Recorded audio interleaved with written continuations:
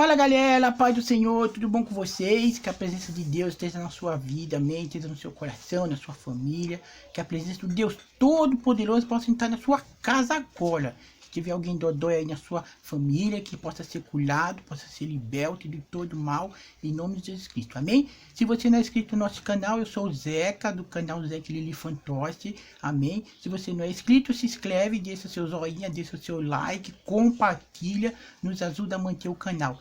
Ok, pessoal? Então, vocês já ouviram falar sobre Mefibosete? Não? Vocês conhecem Mefibosete na Bíblia? O filho do Jonathan, né? Mas você sabia que tinha outro Mefibosete, que era o tio do Jonas? Isso mesmo. Ele era o tio do Jonas, filho do rei Saul naquela época. Amém? E essa é a história que eu vou contar. História de Mefibosete, mas antes sobre o outro Mefibosete. Beleza? Aqui, gente. Mefibosete foi o filho de Jonatas. Amém? Todo mundo sabe, né? O Jonas, aquele amigo de Davi, certo?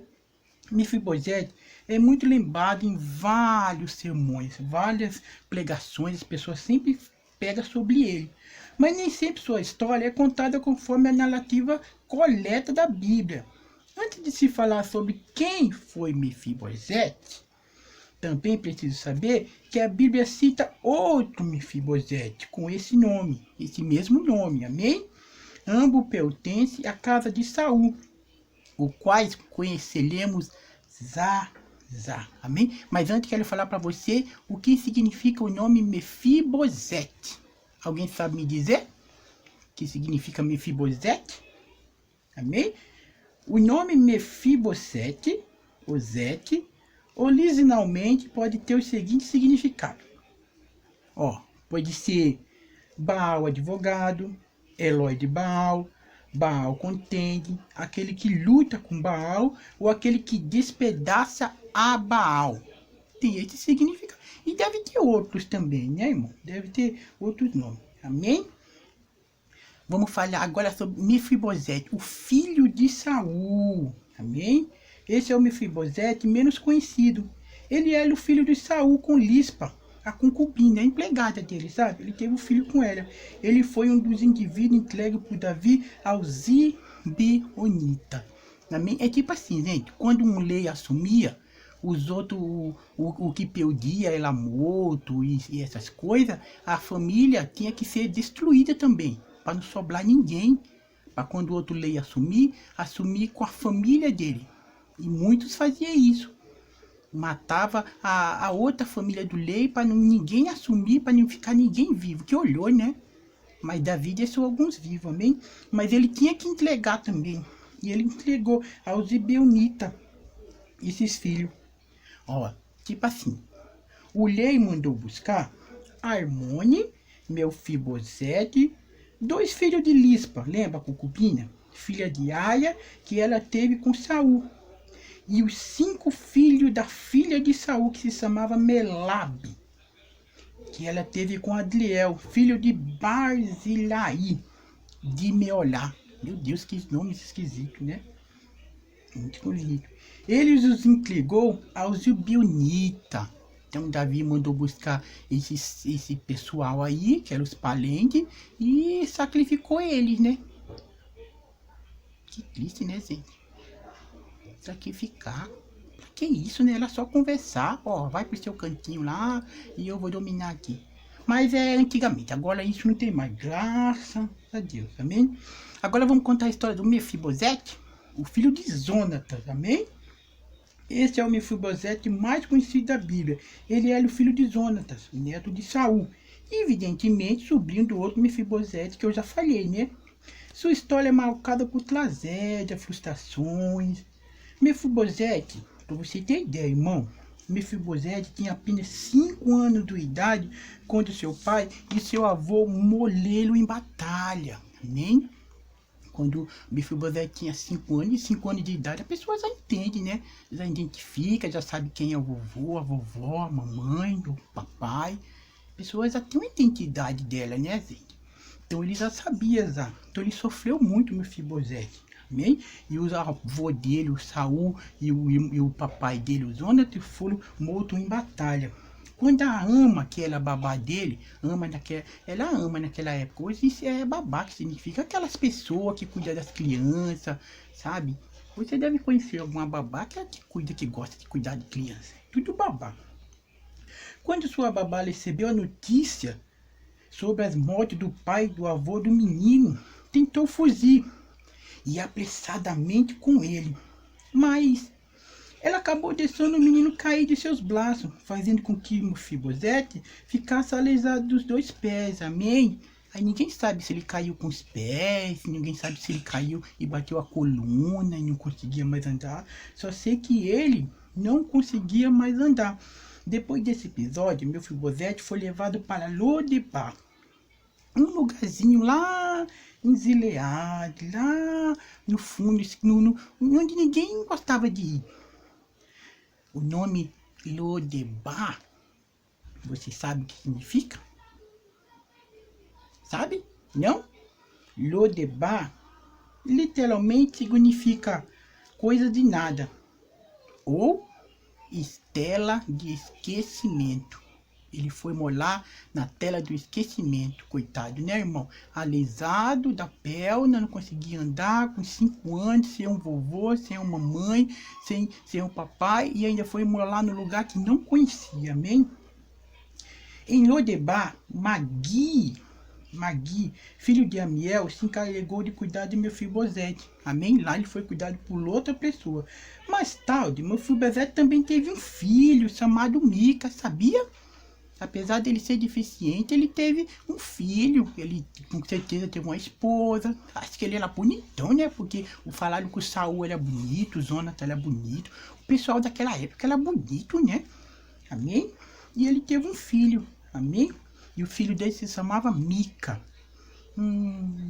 Será que era Micael o nome do filho dele? E o apelido ficou Mica? É que eu conheço uma menininha que se chama Micaele. E o nome e apelido dela é Mica. Pode ser, né? Pode ser Mica, então.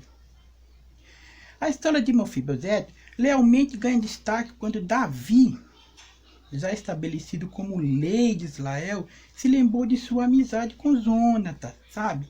Ele então perguntou se ainda havia alguém na casa de Saul, porque ele poderia mostrar lealdade, honra, e essa é a amizade.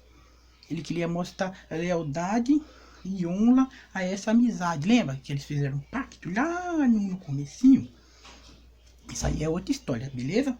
Na ocasião, Ziba, o servo da casa de Saul, informou que o rei Davi sobre Mefibosete. Então, imediatamente, Davi mandou buscar Mefibosete lá em Lodebar.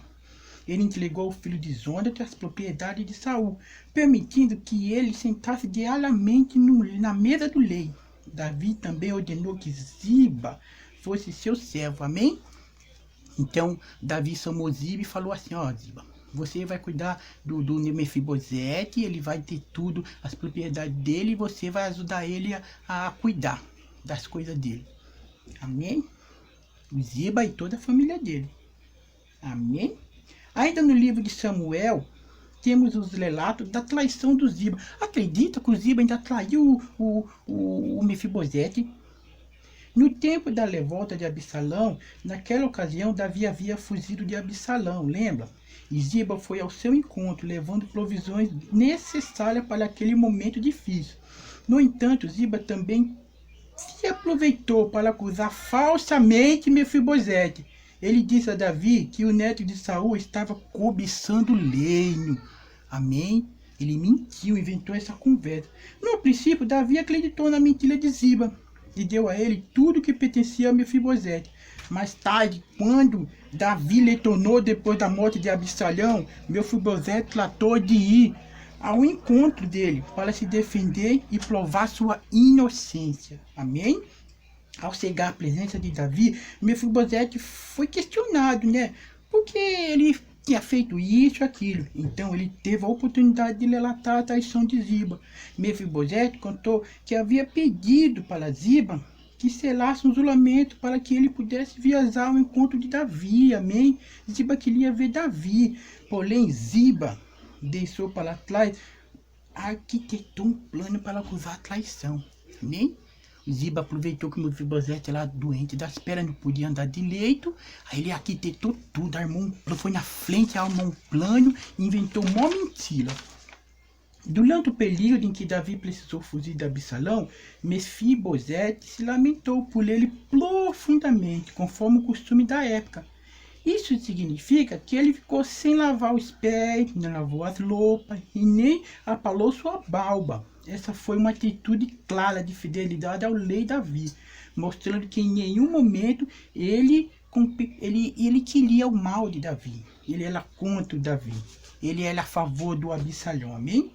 Após conhecer a versão da história dada por Mefibosete, Davi acreditou nele. Porém, ainda assim propôs que os bens herdados por Mefibosete fossem divididos entre Ziba e ele. Gente, você acredita que Mefibosete abriu mão de toda aquela herança?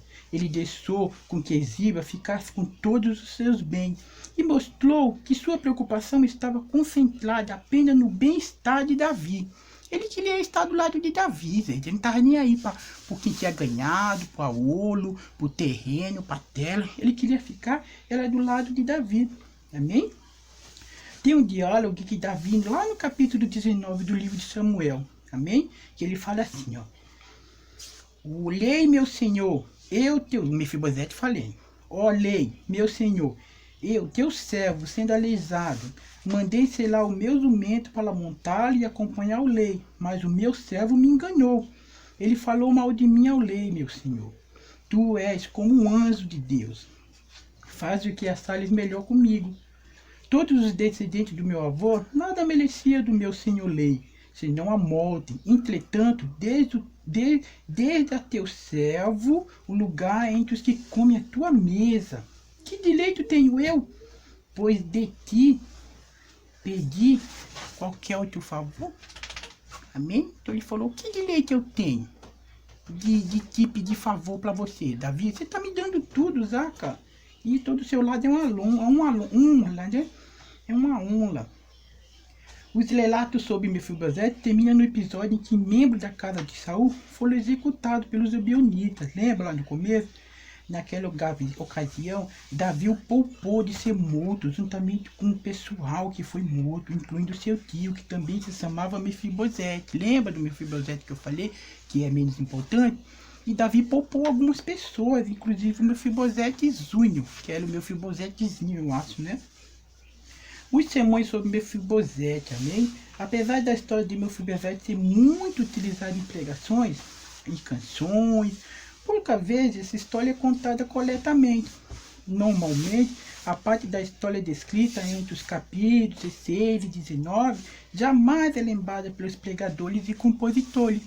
Amém? Ele sempre conta uma história de Mefibosete, ele foi a Lodebar, que sentou à mesa do rei, né? Mas não conta os detalhezinhos, amém? Infelizmente, as pessoas se lembram da história de Mefibosete acima de pregações sobre prosperidade.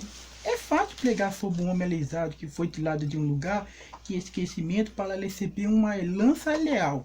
É fácil falar sobre o homem que de repente recebeu a posição privilegiada na corte de Israel e pôde se sentar à mesa do rei.